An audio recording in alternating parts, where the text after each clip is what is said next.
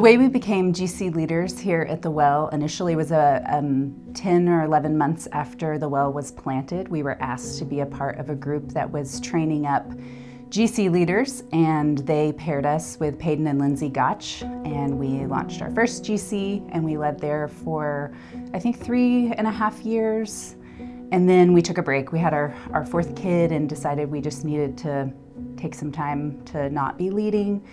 And then we were a part of Kendall and Ryan Owen's GC, and they were moving to plant church in San Angelo, and they asked us again to take over leading that group. And so that's how now we've been leading this group, I think that's 5 years or something like that.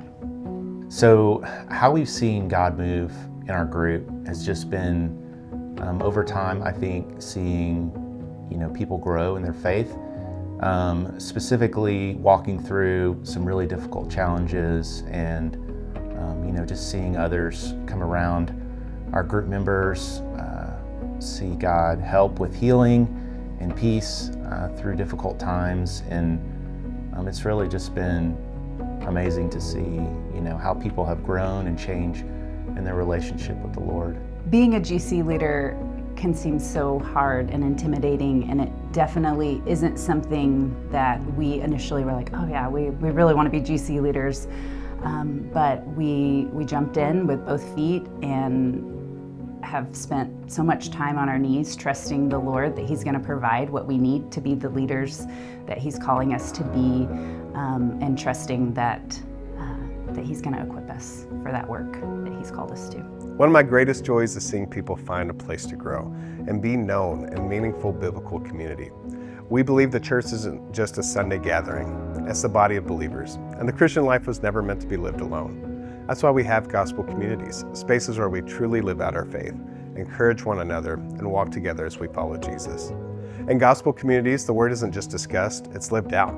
These groups have prayed together in times of need. They've served the community. They've studied scripture, celebrated newborns, they've mourned losses together. They've provided meals and walked alongside one another through every season of life.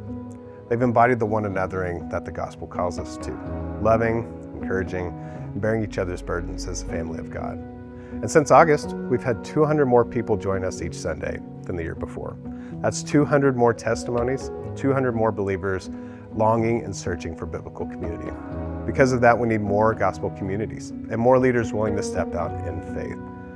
With that growth comes a need for these GCs and for more people willing to lead them. So maybe you've been in GC and have experienced firsthand what it means to belong and grow alongside others. Maybe God has been nudging you to open your home, step out in faith, and create that space for others. If that's you, we would love to walk alongside you. You don't have to be a biblical scholar. You don't have to have it all together.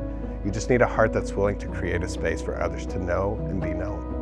If you're interested in leading or starting a GC, please email me at payton@thewellabilene.com or find me after service.